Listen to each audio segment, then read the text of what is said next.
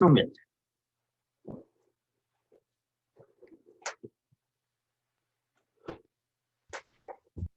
मैं पढ़ लें बस। ਹਾਂਜੀ। पौलुस जो ना आदमियों ਦੇ ਰਾਹੀਂ ਪਰਮੇਸ਼ਰ ਦਾ ਸੰਦੇਸ਼ ਠਹਿਰਾਇਆ ਗਿਆ ਤੇ ਨਾ ਹੀ ਮਨੁੱਖੀ ਸਾਧਨਾਂ ਦੇ ਰਾਹੀਂ, ਸਗੋਂ ਯਿਸੂ ਮਸੀਹ ਅਤੇ ਉਹਨਾਂ ਦੇ ਪਿਤਾ ਪਰਮੇਸ਼ਰ, ਜਿਸ ਨੇ ਉਹਨਾਂ ਨੂੰ ਮੁਰਦਿਆਂ ਵਿੱਚੋਂ ਜਿੰਦਾ ਕੀਤਾ, ਦੇ ਰਾਹੀਂ ਠਹਿਰਾਇਆ ਗਿਆ, ਅਤੇ ਉਹਨਾਂ ਸਭ ਭਰਾਵਾਂ ਦੇ ਵੱਲੋਂ ਜੋ ਮੇਰੇ ਨਾਲ ਹਨ। ਗਲਾਤੀਆ ਦੀ ਵਿਸ਼ਵਾਸ ਸੰਗਤਾਂ ਨੂੰ ਨਮਸਕਾਰ। ਸਾਡੇ ਪਰਮੇਸ਼ਰ ਪਿਤਾ ਅਤੇ ਪ੍ਰਭੂ ਯਿਸੂ ਮਸੀਹ ਵੱਲੋਂ ਤੁਹਾਨੂੰ ਕਿਰਪਾ ਤੇ ਸ਼ਾਂਤੀ ਦਾ ਦਾਨ ਮਿਲੇ। ਮਸੀਹ ਨੇ ਸਾਡੇ ਪਰਮੇਸ਼ਰ ਪਿਤਾ ਦੀ ਇੱਛਾ ਅਨੁਸਾਰ ਸਾਨੂੰ ਇਸ ਵਰਤਮਾਨ ਬੁਰੇ ਯੁੱਗ ਤੋਂ ਛੁਟਕਾਰਾ ਦੇਣ ਦੇ ਲਈ ਆਪਣੇ ਆਪ ਨੂੰ ਸਾਡੇ ਪਾਪਾਂ ਦੀ ਖਾਤਰ ਦੇ ਦਿੱਤਾ। ਪਰਮੇਸ਼ਰ ਦੀ ਮਹਿਮਾ ਅਨੰਤ ਕਾਲ ਤੱਕ ਹੋਵੇ, ਆਮੀਨ। ਇੱਕ ਹੀ ਸ਼ੁਭ ਸਮਾਚਾਰ। ਮੈਂ ਇਹ ਜਾਣ ਕੇ ਹੈਰਾਨ ਹਾਂ ਕਿ ਤੁਸੀਂ ਕੁਝ ਹੀ ਸਮੇਂ ਵਿੱਚ ਪਰਮੇਸ਼ਰ ਵੱਲੋਂ ਮੂੰਹ ਮੋੜ ਕੇ, ਜਿਸ ਨੇ ਤੁਹਾਨੂੰ ਮਸੀਹ ਦੀ ਕਿਰਪਾ ਦੁਆਰਾ ਸੱਦਿਆ ਹੈ, ਕਿਸੇ ਦੂਜੇ ਹੀ ਸ਼ੁਭ ਸਮਾਚਾਰ ਵੱਲ ਮੂੰਹ ਮੋੜ ਰਹੇ ਹੋ। ਪਰ ਕੋਈ ਵੀ ਦੂਜਾ ਸ਼ੁਭ ਸਮਾਚਾਰ ਨਹੀਂ ਹੈ। ਹਾਂ, ਕੁਝ ਲੋਕ ਤੁਹਾਨੂੰ ਉਲਝਾਉਣ ਦੀ ਕੋਸ਼ਿਸ਼ ਕਰ ਰਹੇ ਹਨ। ਉਹ ਮਸੀਹ ਦੇ ਸ਼ੁਭ ਸਮਾਚਾਰ ਨੂੰ ਬਦਲਣਾ ਚਾਹੁੰਦੇ ਹਨ।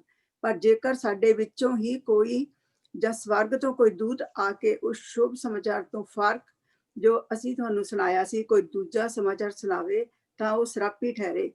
ਜਿਸ ਤਰ੍ਹਾਂ ਅਸੀਂ ਪਹਿਲਾਂ ਵੀ ਕਿਹਾ ਹੈ, ਉਸੇ ਤਰ੍ਹਾਂ ਮੈਂ ਫਿਰ ਕਹਿੰਦਾ ਹਾਂ ਕਿ ਜੇਕਰ ਕੋਈ ਉਸ ਸ਼ੁਭ ਸਮਾਚਾਰ ਤੋਂ ਜੋ ਤੁਸੀਂ ਸਵੀਕਾਰ ਕੀਤਾ ਹੈ ਵੱਖਰਾ ਹੀ ਸ਼ੁਭ ਸਮਾਚਾਰ ਤੁਹਾਨੂੰ ਸੁਣਾਵੇ, ਤਾਂ ਉਹ ਸਰਾਪੀ ਠਹਿਰੇ।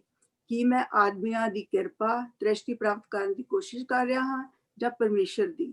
ਜਾਂ ਮੈਂ ਆਦਮੀਆਂ ਨੂੰ ਖੁਸ਼ ਕਰਨ ਦੀ ਕੋਸ਼ਿਸ਼ ਕਰ ਰਿਹਾ ਹਾਂ? ਜੇਕਰ ਇਹ ਸੱਚ ਹੈ ਤਾਂ ਮੈਂ ਫਿਰ ਮਸੀਹ ਦਾ ਦਾਸ ਨਹੀਂ ਹਾਂ। ਅਸੀਂ ਇਹਦੇ ਵਿੱਚ ਦੋ ਹਿੱਸੇ ਆ। ਸਭ ਤੋਂ ਪਹਿਲਾਂ ਜਿਹੜੀ ਪੌਲ ਦੀ ਜਿਹੜੀ ਫਰਸਟ੍ਰੇਸ਼ਨ ਆ, ਜਿਹੜੀ ਚੀਜ਼ ਉਸਦੇ ਰਸਤੇ ਦੇ ਵਿੱਚ ਰੁਕਾਵਟ ਬਣੀ ਹੋਈ ਔਰ ਜਿਹੜੀ ਉਸਦੇ ਮਨ ਨੂੰ ਦਿਖਾਉਂਦੀ ਪਈ ਆ, ਇੱਕ ਉਹ ਚੀਜ਼ ਆ। ਲੇਕਿਨ ਦੂਸਰੀ ਜਿਹੜੀ ਚੀਜ਼ ਇਸ ਦੇ ਵਿੱਚ ਆ ਕਿ ਸ਼ੁਭ ਸਮਾਚਾਰ ਕੀ ਆ। ਸੋ ਸ਼ੁਭ ਸਮਾਚਾਰ ਕੀ ਆ, ਉਸਦੇ ਵਿੱਚ ਅਸੀਂ 2 ਦਿਨ ਗੁਜ਼ਾਰੇ। ਉਸ ਦੇ ਵਿੱਚ ਅਸੀਂ 7 ਚੀਜ਼ਾਂ ਦੇਖੀਆਂ ਸੀ ਪ੍ਰਭੂ ਦੇ ਸ਼ੁਭ ਸਮਾਚਾਰ ਦੇ ਵਿੱਚ, ਔਰ ਜਿਨ੍ਹਾਂ ਦੇ ਵਿੱਚ ਸਾਨੂੰ ਜਿਹੜਾ ਇੱਕ ਨਾਮ ਦਿੱਤਾ ਗਿਆ, ਇੱਕ ਸਾਨੂੰ ਵਿਚੋਲਾ ਦਿੱਤਾ ਗਿਆ, ਇੱਕ ਹੀ ਦਇਆ ਤੇ ਕਿਰਪਾ ਦੇ ਨਾਲ ਅਸੀਂ ਬਚਾਏ ਗਏ, ਇੱਕ ਹੀ ਕੀਮਤ, ਇੱਕ ਰਸਤਾ, ਸੱਚ ਤੇ ਜੀਵਨ, ਅਤੇ ਇੱਕ ਹੀ ਚਰਵਾਹਾ ਤੇ ਇੱਕ ਹੀ ਦਰਵਾਜ਼ਾ, ਔਰ ਇੱਕ ਹੀ ਆਤਮਾ ਸਾਨੂੰ ਸੰਭਾਲਣ ਦੇ ਲਈ ਦਿੱਤਾ। ਸੋ ਮੈਂ ਤੁਹਾਨੂੰ ਕਿਹਾ ਸੀ ਕਿ ਇਸ ਦੇ ਵਿੱਚੋਂ ਅਸੀਂ ਇੱਕ ਡੈਫੀਨੇਸ਼ਨ ਦੇਖਾਂਗੇ। ਸੋ ਜਿਹੜੀ ਡੈਫੀਨੇਸ਼ਨ ਮੇਰੇ ਅਨੁਸਾਰ ਜਿਹੜੀ ਹੈ ਉਹ ਅਸੀਂ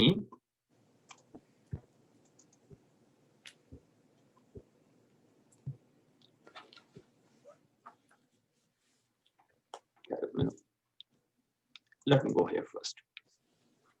ਸਾਰਿਆਂ ਨੂੰ ਦਿਸਦਾ ਪਿਆ? ਪਾਸਟਰ ਜੀ ਸਕਰੀਨ ਤੇ ਹੈ ਨਹੀਂਗਾ ਕੁਛ। ਸਕਰੀਨ ਤੇ ਹੈ ਨਹੀਂਗਾ? ਆਈ ਥਿੰਕ ਮਾਨੀ ਕਿਸੇ ਹੋਰ ਚੀਜ਼ ਦੇ ਵਿੱਚ ਪਾਤਾ। ਐਨੀਹਾਉ ਮੈਂ ਤੁਹਾਨੂੰ ਇਹ ਜਿੱਦਾਂ ਘੱਲ ਦਿੱਤਾ ਸੀਗਾ ਸਾਰਿਆਂ ਨੂੰ, ਜਿਹੜਾ ਤੁਹਾਨੂੰ ਮੈਂ ਜਿਹੜਾ ਟੈਕਸਟ ਘੱਲਿਆ ਸੀ ਉਹਦੇ ਵਿੱਚ 2 ਚੀਜ਼ਾਂ ਮੈਂ ਤੁਹਾਨੂੰ ਘੱਲ ਦਿੱਤੀਆਂ ਸੀਗੀਆਂ। ਸੋ ਮੇਰੇ ਅਨੁਸਾਰ ਜਿਸ ਵੇਲੇ ਮੈਂ ਇਸ ਨੂੰ ਦੇਖਿਆ ਤਾਂ ਇੱਕ ਤਰੀਕੇ ਦੇ ਨਾਲ ਇਸ ਨੂੰ ਅਸੀਂ ਦੇਖ ਸਕਦੇ ਹਾਂ।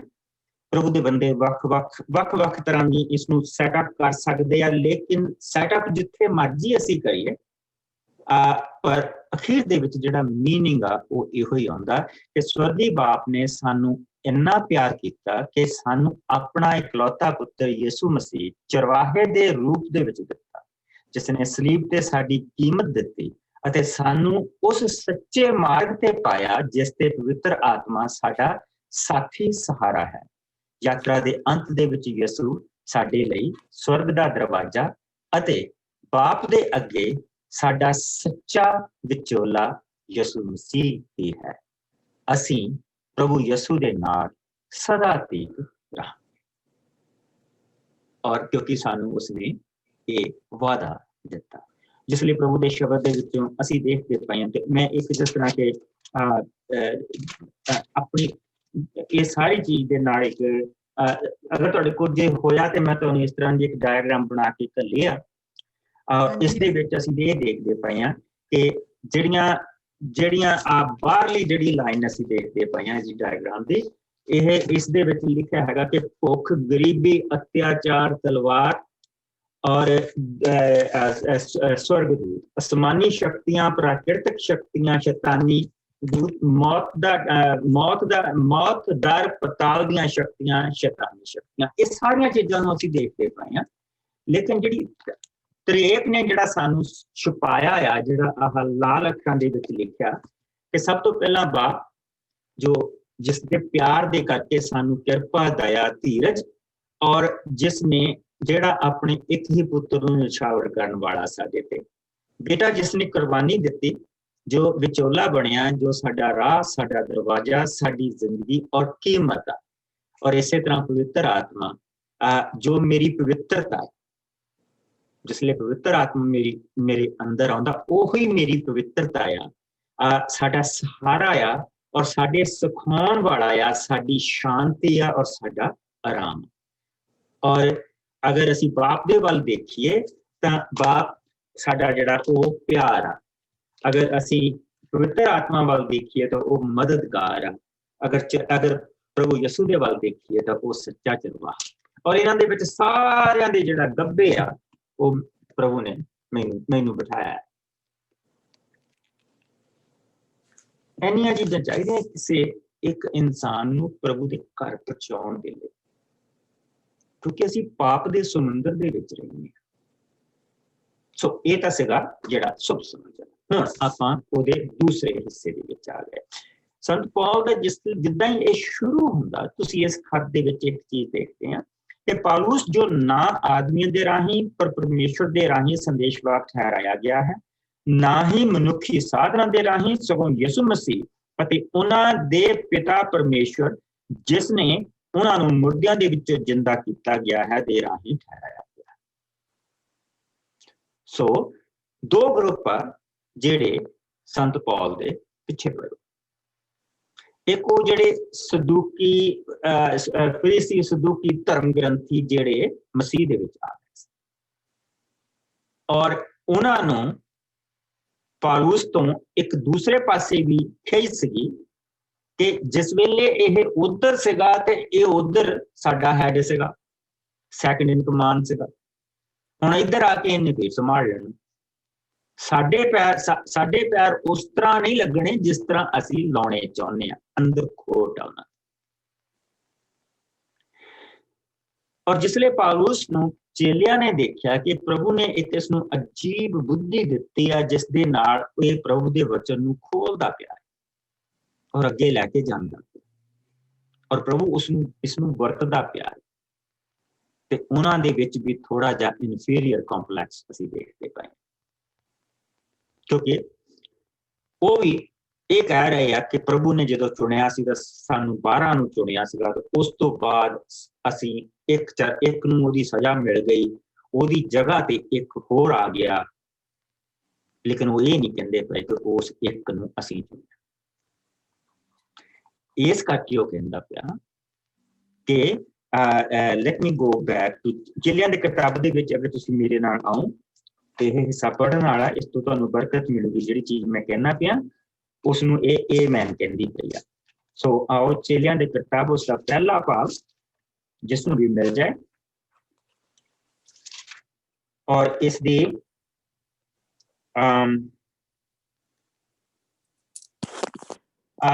12 ਤੋਂ ਲੈ ਕੇ 17 ਆਇਤ। मैं पढ़ दूंगी बस। हाँ जी। 209 पन्ना।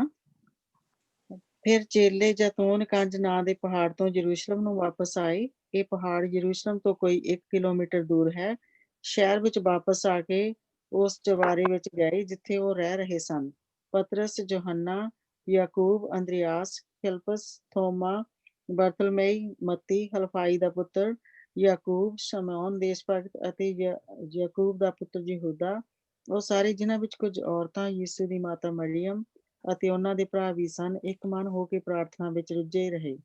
ਇਹਨਾਂ ਹੀ ਦਿਨਾਂ ਵਿੱਚ ਪਤਰਸ ਇਕੱਠੇ ਹੋਏ ਭਰਾਵਾਂ ਦੇ ਸਾਹਮਣੇ ਖੜਾ ਹੋਇਆ, ਜਿਨ੍ਹਾਂ ਦੀ ਗਿਣਤੀ ਕੋਈ 120 ਸੀ, ਅਤੇ ਬੋਲਿਆ, ਭਰਾਵੋ, ਇਹ ਜ਼ਰੂਰੀ ਸੀ ਕਿ ਧਰਮ ਗ੍ਰੰਥ ਦਾ ਵਾਕ ਪੂਰਾ ਹੋਵੇ ਜਿਹੜਾ ਪਵਿੱਤਰ ਆਤਮਾ ਦੇ ਪਵਿੱਤਰ ਆਤਮਾ ਨੇ ਦਾਊਦ ਦੇ ਦੁਆਰਾ ਯਹੂਦਾ ਬਾਰੇ ਪਹਿਲਾਂ ਹੀ ਕਿਹਾ ਸੀ, ਜੋ ਯਿਸੂ ਦੇ ਫੜਨ ਵਾਲਿਆਂ ਦਾ ਪਥ ਪ੍ਰਦਰਸ਼ਕ ਸੀ। ਯਹੂਦਾ ਸਾਡੇ ਵਿੱਚੋਂ ਇੱਕ ਸੀ ਅਤੇ ਉਹ ਸਾਡੇ ਨਾਲ ਇਸ ਸੇਵਾ ਵਿੱਚ ਚੁਣਿਆ ਗਿਆ ਸੀ। ਇਸ ਸੇਵਾ ਦੇ ਵਿੱਚ ਚੁਣਿਆ ਗਿਆ ਸੀ। ਸੋ ਉਸਨੇ ਪਲੇਟਫਾਰਮ ਬੰਨਿਆ। ਇੱਕ ਗੱਦੀ ਖਾਲੀ ਆ, ਉਸਨੂੰ ਭਰਨਾ ਹੈ। ਹਾਲੇ ਪਵਿੱਤਰ ਆਤਮਾ ਮਿਲਣ ਦੇ ਲਈ 9 ਦਿਨ ਬਾਅਦ, ठीक 40वें दिन प्रभु यीशु उठा ले गए और पेंटेकॉस्ट जिहड़ा आ वो 50 दिनों बाद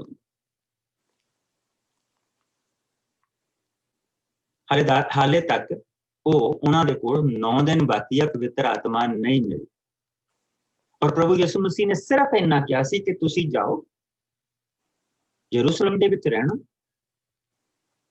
और प्रभु का आत्मा तुहाडे उत्ते उतरेगा, फिर तुहानूं दस दिता जाएगा तुसीं की करना। लेकिन असीं देखते हैं कि कितनी अर्ली उन्हां नूं काहली पई हुआ एक बंदे नूं चुनिया जाए। 18 तो लैके 22 ताईं ओही सेम चीज़ दसदे पए आ कि असीं उस पैसे का एक खेत खरीद लिया जिहड़ा उहने सुट्टिया सी, वो लहू का खेत खवाया। लेकिन हुण 21 तो लैके 26 तक गुजरा।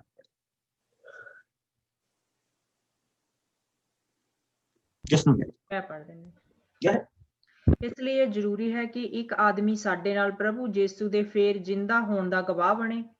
ਇਹ ਆਦਮੀ ਉਹਨਾਂ ਆਦਮੀਆਂ ਵਿੱਚੋਂ ਇੱਕ ਹੋਣਾ ਚਾਹੀਦਾ ਹੈ ਜਿਹੜੇ ਉਸ ਸਾਰੇ ਸਮੇਂ ਵਿੱਚ ਯਹੂਨਾ ਦੇ ਬਪਤਿਸਮਾ ਤੋਂ ਲੈ ਕੇ ਯਿਸੂ ਦੇ ਸਵਰਗ ਵਿੱਚ ਉਠਾਏ ਜਾਣ ਤੱਕ, ਜਦੋਂ ਕਿ ਯਿਸੂ ਸਾਡੇ ਵਿੱਚ ਆਉਂਦੇ ਜਾਂਦੇ ਰਹੇ, ਲਗਾਤਾਰ ਸਾਡੇ ਨਾਲ ਸਨ।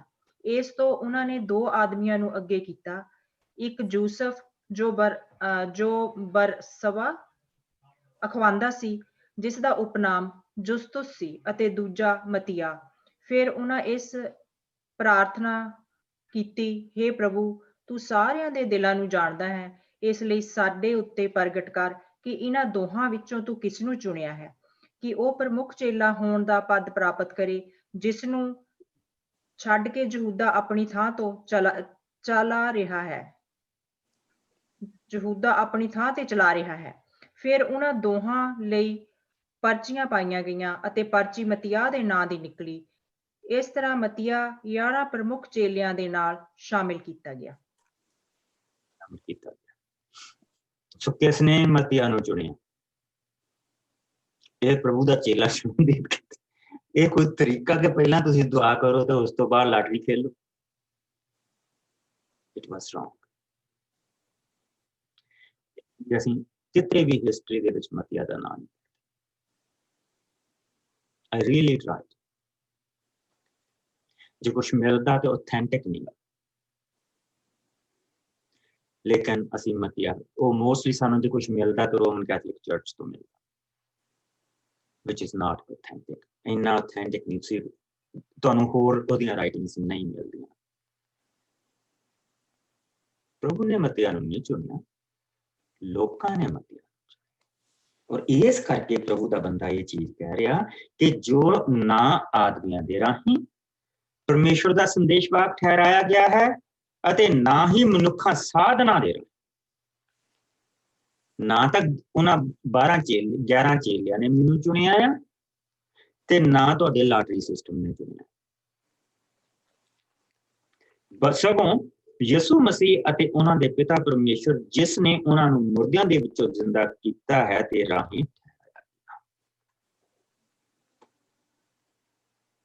यह है मेरी हुकूमत। और इस दे लई मैं चुनिया गया और इसका मैं प्रचार कर लिया, मैं तड़प करता उस मान हंकार नहीं, मान। बहुत देर तक वो चुप रहा, 14 साल चुप रहा। 14 सालों तो बाद फिर उसने फिर वो भांडा भर गया कि बस इस तरह।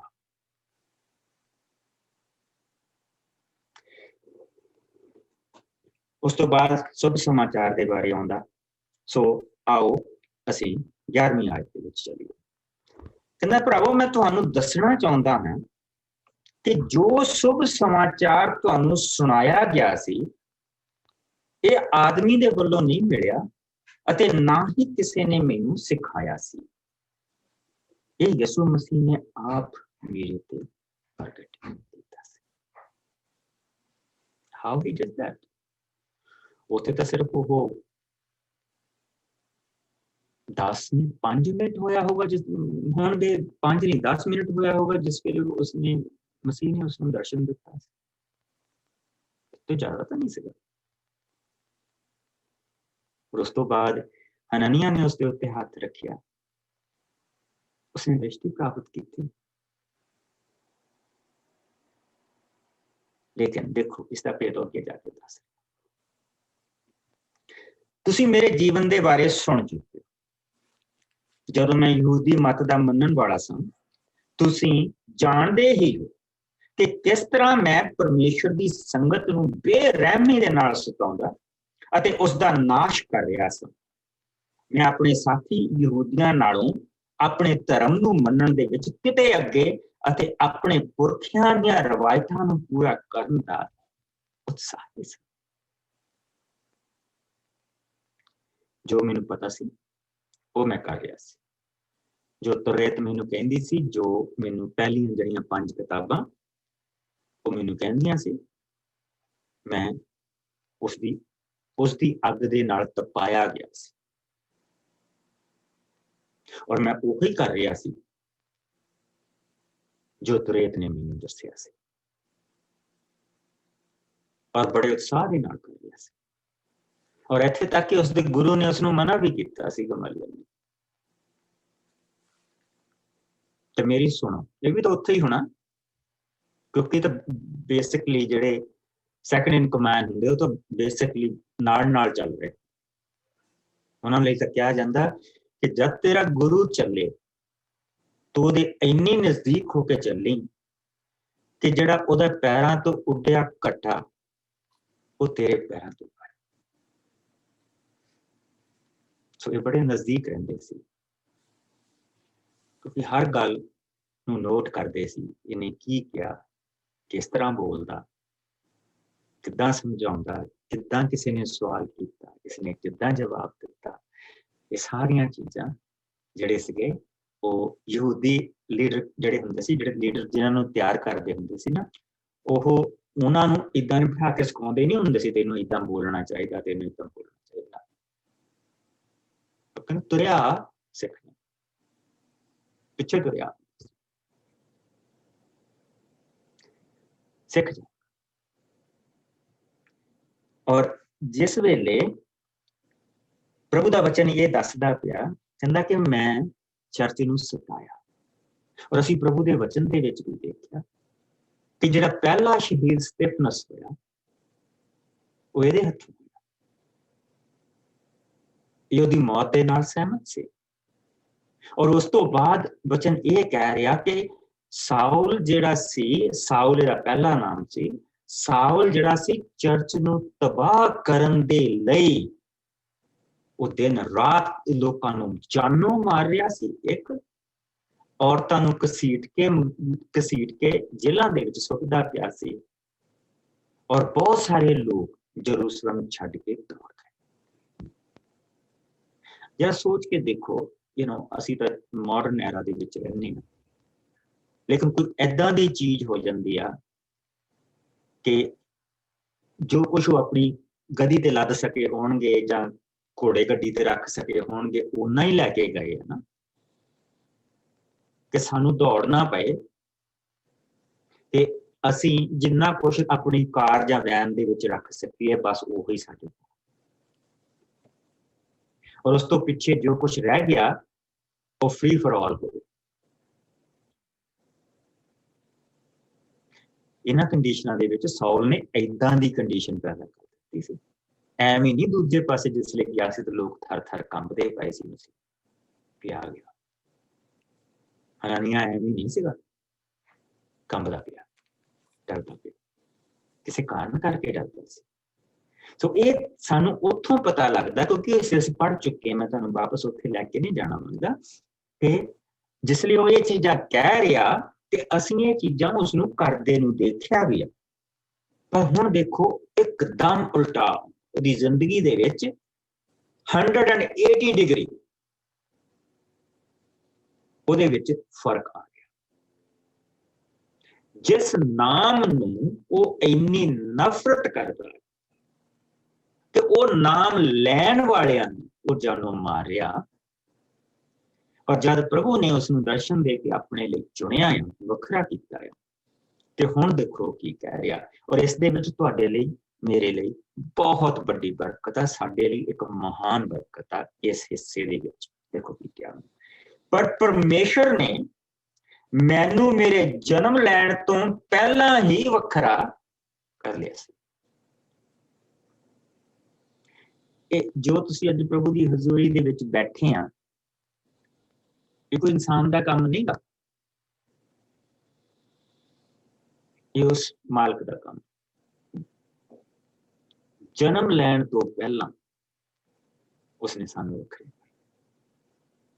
ਕਿਸ ਚੀਜ਼ ਦੇ, ਅਤੇ ਆਪਣੀ ਸੇਵਾ ਦੇ ਲਈ ਚੁਣ ਲਿਆ। ਉਸੇ ਨੇ ਮੈਨੂੰ ਆਪਣੀ ਕਿਰਪਾ ਦੇ ਨਾਲ ਚੁਣਿਆ। ਦੇਖਿਆ ਅਸੀਂ ਕਿੱਦਾਂ ਚੁਣੇ ਗਏ ਆ? ਕਿਰਪਾ ਦੇ ਦੁਆਰਾ ਅਸੀਂ ਬਚਾਏ ਗਏ ਆ। ਕਿਰਪਾ ਦੇ ਨਾਲ ਚੁਣਿਆ ਕਿ ਮੇਰੇ ਤੇ ਆਪਣੇ ਪੁੱਤਰ ਨੂੰ ਪ੍ਰਗਟ ਕਰੇ, ਤਾਂ ਜੋ ਮੈਂ ਹੋਰਨਾਂ ਕੌਮਾਂ ਨੂੰ ਵੀ ਉਸ ਦਾ ਸ਼ੁਭ ਸਮਾਚਾਰ ਸੁਣਾਵਾਂ। ਇਸ ਲਈ ਮੈਂ ਕਿਸੇ ਮਨੁੱਖ ਤੋਂ ਸਲਾਹ ਨਾ ਲਈ, ਇੱਥੋਂ ਤੱਕ ਕਿ ਮੈਂ ਜਰੂਸਲਮ ਵਿੱਚ ਉਹਨਾਂ ਦੇ ਕੋਲ ਵੀ ਨਾ ਗਿਆ ਜੋ ਮੇਰੇ ਤੋਂ ਪਹਿਲਾਂ ਪਰਮੇਸ਼ਰ ਦੇ ਪ੍ਰਮੁੱਖ ਸੰਦੇਸ਼ਵਾਹਕ ਸਨ। ਇਸ ਦੀ ਥਾਂ ਮੈਂ ਸਿੱਧਾ ਅਰਬ ਨੂੰ ਚਲਾ ਗਿਆ ਅਤੇ ਉੱਥੋਂ ਫਿਰ ਦਮਿਸ਼ਕ ਨੂੰ ਮੁੜ ਕੇ ਆਇਆ। ਸੋ ਪੌਲ ਦੀ ਜਿਹੜੀ ਜਰਨੀ ਆ ਉਹ ਇਹ ਆ ਕਿ ਬਾਰਨਾਬਾਸ ਨੇ ਉਹਦੀ ਜਾਨ ਬਚਾ ਕੇ ਉਹਨੂੰ ਉੱਥੋਂ ਕੱਢ ਕੇ ਲੈ ਕੇ ਆਇਆ ਦਮਸਕਸ ਦੇ ਵਿੱਚੋਂ, ਔਰ ਉਸ ਤੋਂ ਬਾਅਦ ਉਹ ਚੇਲਿਆਂ ਦੇ ਕੋਲ ਆਇਆ। ਚੇਲਿਆਂ ਨੇ ਉਸਨੂੰ ਸਵੀਕਾਰ ਨਹੀਂ ਕੀਤਾ। ਥੋੜੇ ਦਿਨ ਉਹ ਜਰੂਸਲਮ ਦੇ ਵਿੱਚ ਜਿੱਦਾਂ ਉਸਨੇ ਪ੍ਰਚਾਰ ਕੀਤਾ ਤਾਂ ਚੇਲਿਆਂ ਨੇ ਕਿਹਾ ਕਿ ਤੂੰ ਆਪਣੇ ਤਰਸ਼ੀਸ਼ ਨੂੰ ਵਾਪਸ ਚੱਲ, ਲੇਕਿਨ ਉਹ ਤਰਸ਼ੀਸ਼ ਨੂੰ ਨਹੀਂ ਗਿਆ। ਉਹ ਇੱਕ ਜਗ੍ਹਾ ਐਸੀ ਗਿਆ, ਯਾਨੀ ਕਿ ਇਟ ਵਾਸ ਹਾਰਟ ਬ੍ਰੇਕ, ਉਸਦਾ ਦਿਲ ਟੁੱਟ ਚੁੱਕਾ ਸੀ ਉਸ ਲਈ ਕਿ ਕੀ ਹੋ ਰਿਹਾ, ਤੂੰ ਸੱਚਮੁੱਚ ਮੈਨੂੰ ਚੁਣਿਆ? ਕੁਐਸਚਨ ਵਾਸ ਰੇਜ਼ਡ। ਕਹਿੰਦਾ ਉਸ ਦੀ ਥਾਂ ਮੈਂ ਸਿੱਧਾ ਅਰਬ ਨੂੰ ਚਲਾ ਗਿਆ। ਹੁਣ ਦੇਖੀਏ, ਆਓ ਮੇਰੇ ਨਾਲ ਕਿਹੜੀ ਜਗ੍ਹਾ ਤੇ ਹੋ ਗਿਆ। ਮੇਰੇ ਨਾਲ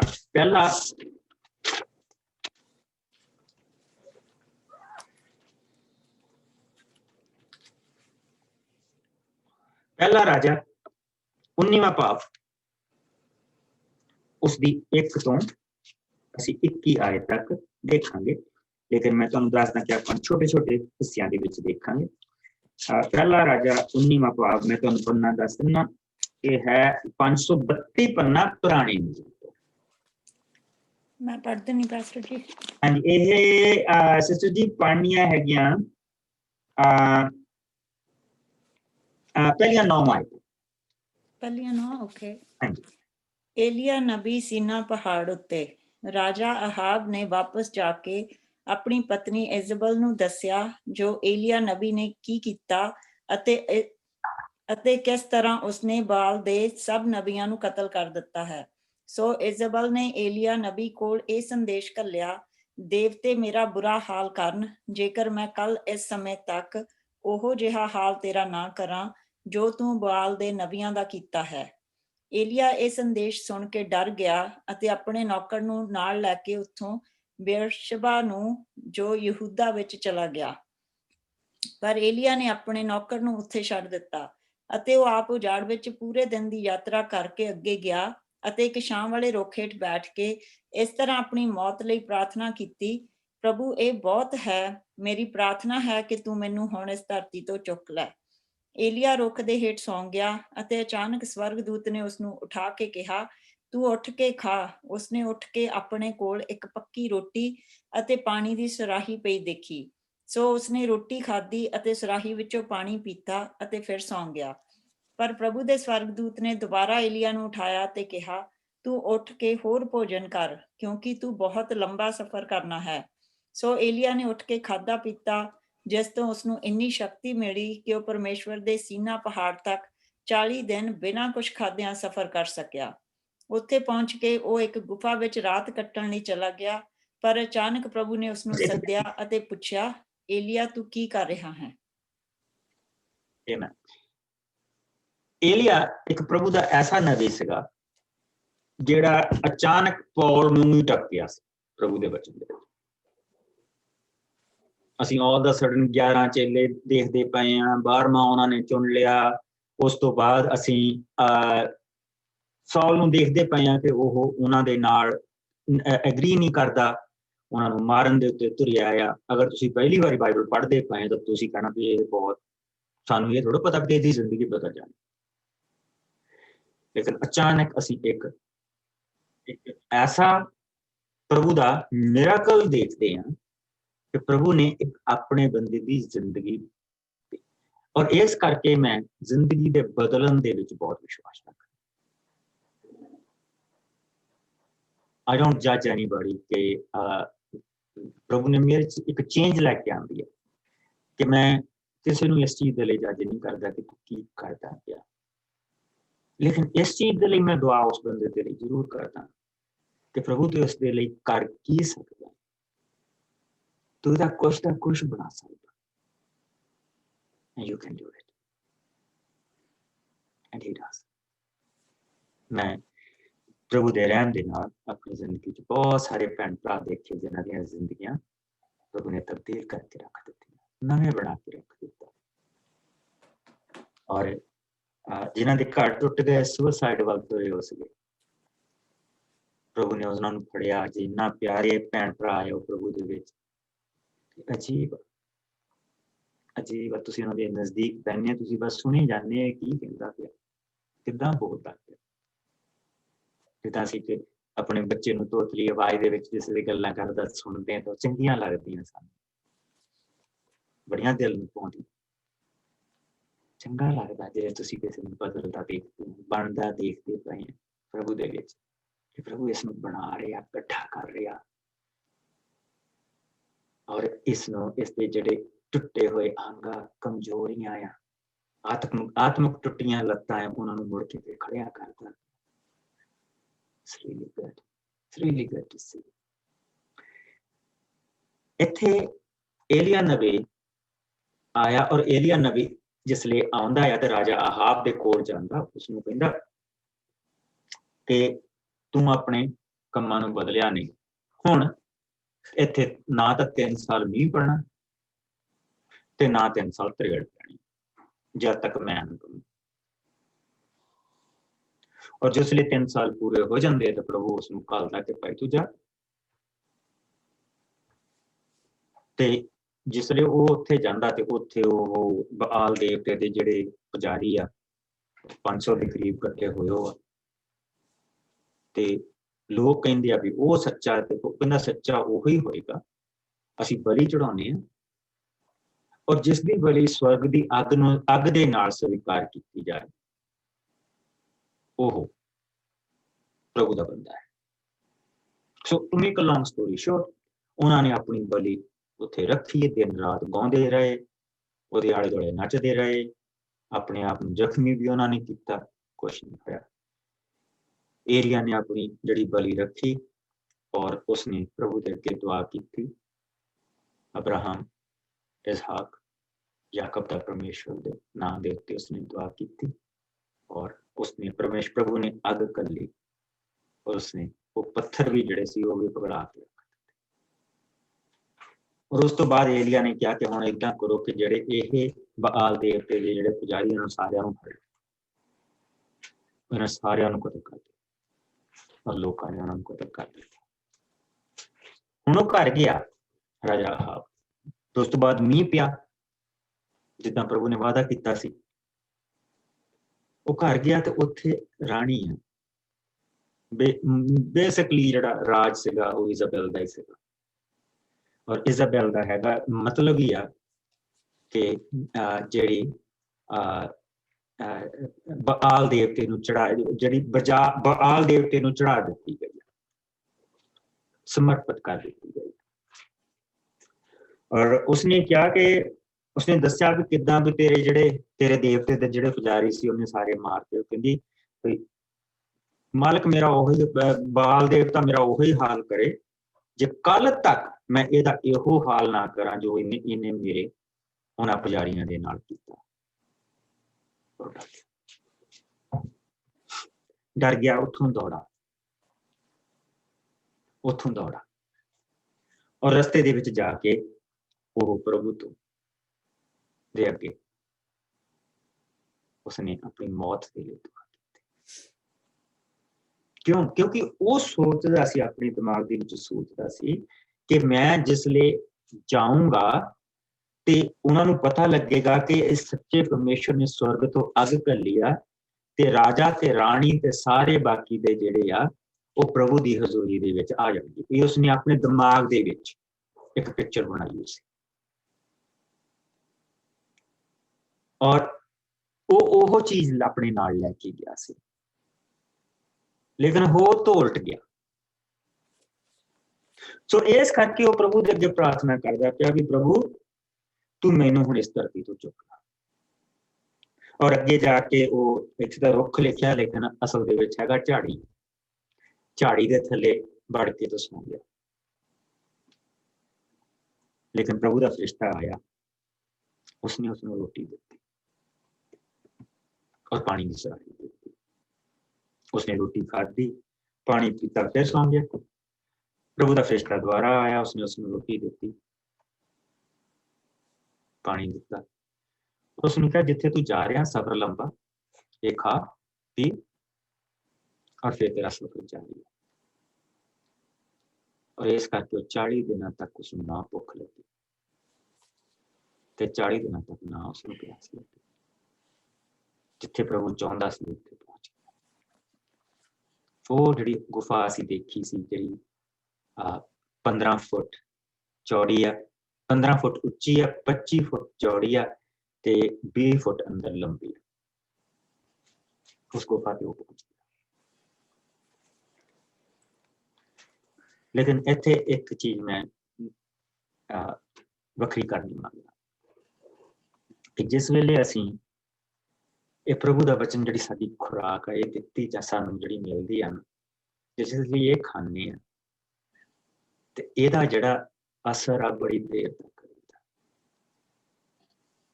ਪਰ ਇਸ ਕਰਕੇ ਅਸੀਂ ਜ਼ਿਆਦਾ ਤੋਂ ਜ਼ਿਆਦਾ ਪ੍ਰਭੂ ਦਾ ਵਚਨ ਪੜ੍ਹਦੇ ਹਾਂ, ਇਹਦੇ ਅਸਰ ਦੇ ਕਰਕੇ।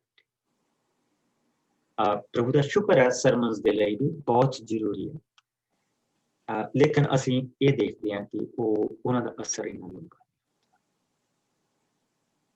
ਪਰ ਮੈਂ ਪ੍ਰਭੂ ਦਾ ਸ਼ੁਕਰ ਕਰਦਾ ਕਿ ਅਸੀਂ ਜੋ ਸਾਰੇ ਜਾਣੇ ਇਕੱਠੇ ਹੁੰਦੇ ਹਾਂ, ਸਾਡਾ ਸਾਰਿਆਂ ਦਾ ਪ੍ਰਭੂ ਦੇ ਵਚਨ ਦੇ ਵਿੱਚ ਭਲਾ ਹੁੰਦਾ ਪਿਆ। ਹੁਣ ਦੇਖੋ ਕੀ ਹੁੰਦਾ।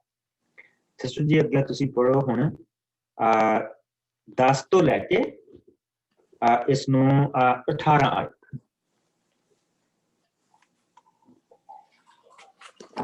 ਅੰਤਨੀ ਪਾਸਟਰ ਜੀ। ਏਲੀਆ ਨੇ ਉੱਤਰ ਦਿੱਤਾ, ਹੇ ਸਰਬ ਸ਼ਕਤੀਮਾਨ ਪ੍ਰਭੂ ਪਰਮੇਸ਼ਵਰ, ਮੈਂ ਹਮੇਸ਼ਾ ਤੇਰੇ ਪਿੱਛੇ ਚੱਲਿਆ ਹਾਂ, ਪਰ ਇਜ਼ਰਾਈਲੀ ਲੋਕਾਂ ਨੇ ਤੇਰਾ ਨੇਮ ਤੋੜਿਆ ਤੇ ਤੇਰੀਆਂ ਵੇਦੀਆਂ ਢਾ ਦਿੱਤੀਆਂ ਹਨ। ਉਹਨਾਂ ਨੇ ਤੇਰੇ ਸਭ ਨਬੀਆਂ ਨੂੰ ਕਤਲ ਕਰ ਦਿੱਤਾ। ਕੇਵਲ ਮੈਂ ਇਕੱਲਾ ਹੀ ਬਚਿਆ ਹਾਂ ਅਤੇ ਉਹਨਾਂ ਨੇ ਮੈਨੂੰ ਵੀ ਮਾਰਨ ਦੀ ਕੋਸ਼ਿਸ਼ ਕੀਤੀ ਸੀ। ਤਦ ਪ੍ਰਭੂ ਨੇ ਉਸਨੂੰ ਕਿਹਾ, ਤੂੰ ਪਹਾੜ ਦੀ ਚੋਟੀ ਉੱਤੇ ਜਾ ਕੇ ਮੇਰੇ ਸਾਹਮਣੇ ਖੜਾ ਹੋ। ਜਦੋਂ ਉੱਥੇ ਖੜਾ ਸੀ ਤਾਂ ਪ੍ਰਭੂ ਉਸਦੇ ਸਾਹਮਣਿਓਂ ਦੀ ਲੰਘਿਆ ਅਤੇ ਉਸਨੇ ਇੱਕ ਭਿਅੰਕਰ ਹਨੇਰੀ ਘੱਲੀ, ਜਿਸ ਨਾਲ ਪਹਾੜ ਪਾਟ ਗਏ ਤੇ ਚਟਾਨਾਂ ਤਿੜਕ ਗਈਆਂ, ਪਰ ਪ੍ਰਭੂ ਉਸ ਹਨੇਰੀ ਵਿੱਚ ਨਹੀਂ ਸੀ। ਹਨੇਰੀ ਦੇ ਪਿੱਛੋਂ ਭੁਚਾਲ ਆਇਆ, ਪਰ ਪ੍ਰਭੂ ਉਸ ਭੁਚਾਲ ਵਿੱਚ ਵੀ ਨਹੀਂ ਸੀ। ਭੁਚਾਲ ਦੇ ਪਿੱਛੋਂ ਅੱਗ ਆਈ, ਪਰ ਪ੍ਰਭੂ ਉਸ ਅੱਗ ਵਿੱਚ ਵੀ ਨਹੀਂ ਸੀ। ਹਾਂ, ਅੱਗ ਦੇ ਪਿੱਛੋਂ ਇੱਕ ਸ਼ਾਂਤ ਨਿੰਮੀ ਜਿਹੀ ਆਵਾਜ਼ ਆਈ। ਜਦੋਂ ਏਲੀਆ ਨੇ ਇਹ ਆਵਾਜ਼ ਸੁਣੀ ਤਾਂ ਉਸਨੇ ਆਪਣਾ ਮੂੰਹ ਕੱਪੜੇ ਨਾਲ ਢੱਕ ਲਿਆ ਅਤੇ ਉਹ ਗੁਫਾ ਦੇ ਬੂਹੇ ਅੱਗੇ ਜਾ ਕੇ ਖੜਾ ਹੋ ਗਿਆ। ਤਦ ਇੱਕ ਆਵਾਜ਼ ਨੇ ਉਸਨੂੰ ਕਿਹਾ, ਏਲੀਆ, ਤੂੰ ਇੱਥੇ ਕੀ ਕਰ ਰਿਹਾ ਹੈ? ਏਲੀਆ ਨੇ ਉੱਤਰ ਦਿੱਤਾ, ਹੇ ਸਰਬ ਸ਼ਕਤੀਮਾਨ ਪ੍ਰਭੂ ਪਰਮੇਸ਼ਵਰ, ਮੈਂ ਹਮੇਸ਼ਾ ਤੇਰੇ ਪਿੱਛੇ ਚੱਲਿਆ ਹਾਂ, ਪਰ ਇਜ਼ਰਾਈਲੀ ਲੋਕਾਂ ਨੇ ਤੇਰੇ ਨੇਮ ਨੂੰ ਤੋੜਿਆ ਅਤੇ ਤੇਰੀਆਂ ਬੇਦੀਆਂ ਢਾਹ ਦਿੱਤੀਆਂ ਹਨ। ਕੇਵਲ ਮੈਂ ਇਕੱਲਾ ਹੀ ਬਚਿਆ ਹਾਂ ਅਤੇ ਉਹਨਾਂ ਨੇ ਮੈਨੂੰ ਵੀ ਮਾਰਨ ਦੀ ਕੋਸ਼ਿਸ਼ ਕੀਤੀ ਸੀ। ਪਰ ਪ੍ਰਭੂ ਨੇ ਉਸ ਨੂੰ ਕਿਹਾ, ਤੂੰ ਵਾਪਸ ਦਮਿਸ਼ਕ ਦੀ ਉਜਾੜ ਨੂੰ ਮੁੜ ਜਾ ਅਤੇ ਉੱਥੇ ਜਾ ਕੇ ਹਜ਼ਾਇਲ ਦਾ ਅਭਿਸ਼ੇਕ ਅਰਾਮ ਦਾ ਰਾਜਾ ਹੋਣ ਲਈ ਕਰ। ਨਿਮਸ਼ੀ ਦੇ ਪੁੱਤਰ ਯੇਹੂ ਦਾ ਅਭਿਸ਼ੇਕ ਇਜ਼ਰਾਈਲ ਦਾ ਰਾਜਾ ਹੋਣ ਲਈ ਕਰ ਅਤੇ ਆਬੇਲ ਮਹੋਲਾ ਨਿਵਾਸੀ ਸ਼ਾਫਾਟ ਦੇ ਪੁੱਤਰ ਅਲੀਸ਼ਾ ਦਾ ਅਭਿਸ਼ੇਕ ਆਪਣੀ ਥਾਂ ਨਬੀ ਹੋਣ ਦੇ ਲਈ ਕਰ। ਇਹ ਹੋਣ ਤੇ ਜੋ ਹਜ਼ਾਇਲ ਦੀ ਤਲਵਾਰ ਤੋਂ ਬਚੇਗਾ ਉਹ ਯੇਹੂ ਦੁਆਰ ਮਾਰਿਆ ਜਾਵੇਗਾ, ਅਤੇ ਜੋ ਯੇਹੂ ਦੀ ਤਲਵਾਰ ਤੋਂ ਬਚੇਗਾ ਉਹ ਅਲੀਸ਼ਾ ਦੁਆਰਾ ਮਾਰਿਆ ਜਾਵੇਗਾ। ਮੈਂ ਆਪਣੇ ਲਈ 7000 ਲੋਕ ਇਜ਼ਰਾਈਲ ਵਿੱਚ ਬਚਾ ਰੱਖੇ ਹਨ ਜੋ ਮੇਰੇ ਵਫਾਦਾਰ ਹਨ, ਅਤੇ ਉਹਨਾਂ ਦਾ ਸਿਰ ਨਾ ਬਾਲ ਅੱਗੇ ਨਿਵਿਆ ਹੈ ਅਤੇ ਨਾ ਹੀ ਉਹਨਾਂ ਨੇ ਉਸ ਦੇ ਬੁੱਤ ਨੂੰ ਚੁੰਮਿਆ ਹੈ। ਦੇਖੋ ਇਸ ਪ੍ਰਭੂ ਦੇ ਵਚਨ ਦੇ ਵਿੱਚ ਕਿੰਨੀ ਪਿਆਰੀ ਚੀਜ਼ ਸਾਨੂੰ ਦਿਖਾਈ।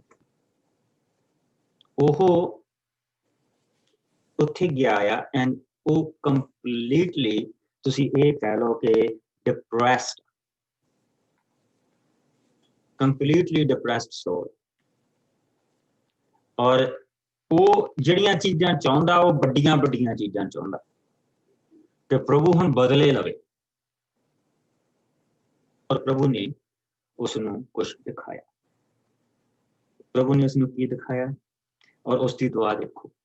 ਸਭ ਤੋਂ ਪਹਿਲਾਂ 10ਵੀਂ ਆਇਤ, ਏਲੀਆ ਨੇ ਉੱਤਰ ਦਿੱਤਾ, ਹੇ ਸਰਵਸ਼ਕਤੀਮਾਨ ਪ੍ਰਭੂ ਪਰਮੇਸ਼ਰ, ਮੈਂ ਹਮੇਸ਼ਾ ਤੇਰੇ ਪਿੱਛੇ ਚੱਲਿਆ ਹਾਂ, ਪਰ ਇਜ਼ਰਾਈਲੀ ਲੋਕਾਂ ਨੇ ਤੇਰਾ ਨਿਯਮ ਤੋੜਿਆ, ਤੇਰੀਆਂ ਵੇਦੀਆਂ ਢਾਹ ਦਿੱਤੀਆਂ ਹਨ। ਉਹਨਾਂ ਨੇ ਤੇਰੇ ਸਭ ਨਬੀਆਂ ਨੂੰ ਕਤਲ ਕਰ ਦਿੱਤਾ ਹੈ। ਕੇਵਲ ਮੈਂ ਇਕੱਲਾ ਹੀ ਬਚਿਆ ਹਾਂ ਅਤੇ ਉਹਨਾਂ ਨੇ ਮੈਨੂੰ ਮਾਰਨ ਦੀ ਕੋਸ਼ਿਸ਼ ਕੀਤੀ। ਤਦ ਪ੍ਰਭੂ ਨੇ ਉਸ ਨੂੰ ਕਿਹਾ, ਤੂੰ ਪਹਾੜ ਦੀ ਚੋਟੀ ਤੇ ਜਾ, ਮੈਂ ਤੇਰੇ ਸਾਹਮਣੇ ਤੇ ਮੇਰੇ ਸਾਹਮਣੇ ਖੜਾ। ਜਦੋਂ ਤੂੰ ਉੱਥੇ ਖੜਾ ਜਦੋਂ ਉਹ ਉੱਥੇ ਖੜਾ ਸੀ ਤਾਂ ਪ੍ਰਭੂ ਉਸ ਦੇ ਸਾਹਮਣੇ ਹੀ ਲੱਗਿਆ ਅਤੇ ਉਸਨੇ ਇੱਕ ਭਿਅੰਕਰ ਹਨੇਰੀ ਘੱਲੀ ਜਿਸ ਨਾਲ ਪਹਾੜ ਪਟ ਗਏ, ਚਟਾਨਾਂ ਤਿੜਕ ਗਈਆਂ, ਪਰ ਪ੍ਰਭੂ ਉਸ ਹਨੇਰੀ ਦੇ ਵਿੱਚ ਨਹੀਂ ਸੀ। ਹਨੇਰੀ ਦੇ ਪਿੱਛੋਂ ਭੁਚਾਲ ਆਇਆ, ਪਰ ਪ੍ਰਭੂ ਉਸ ਭੁਚਾਲ ਦੇ ਵਿੱਚ ਵੀ ਨਹੀਂ ਸੀ। ਭੁਚਾਲ ਦੇ ਪਿੱਛੋਂ ਅੱਗ ਆਈ, ਪ੍ਰਭੂ ਉਸ ਅੱਗ ਦੇ ਵਿੱਚ ਵੀ ਨਹੀਂ ਸੀ, ਕਿਉਂਕਿ ਉਹ ਨਾਸ਼ ਮੰਗਦਾ, ਉਹ ਪ੍ਰਭੂ ਤੋਂ ਨਾਸ਼ ਮੰਗਦਾ। ਔਰ ਪ੍ਰਭੂ ਉਸ ਨੂੰ ਇਹ ਦਿਖਾ ਰਿਹਾ ਕਿ ਇਹ ਸਭ ਕੁਝ ਮੈਂ ਕਰ ਸਕਦਾ। ਇਹ ਭੁਚਾਲ, ਇਹ ਹਨੇਰੀਆਂ, ਇਹ ਅੱਗ, ਸਭ ਮੇਰੇ ਹੱਥ ਦੇ ਵਿੱਚ, ਇਹ ਸਭ ਮੈਂ ਕਰ ਸਕਦਾ। ਪਰ ਤੂੰ ਮੈਨੂੰ ਸਮਝ ਨਹੀਂ ਰਿਹਾ ਮੈਂ ਕੌਣ। ਤੂੰ ਇਸ ਚੀਜ਼ ਨੂੰ ਨਹੀਂ ਸਮਝ ਰਿਹਾ ਰਾਜਾ ਕਿ ਮੈਂ ਕੌਣ। ਮੇਰੇ ਨਾਲ ਇੱਥੇ ਆਪਣਾ ਹੱਥ ਰੱਖਿਓ, ਇੱਥੋਂ ਗਵਾਇਓ ਨਾ। ਕੂਚ ਦਾ 34ਵਾਂ ਪਾਪ,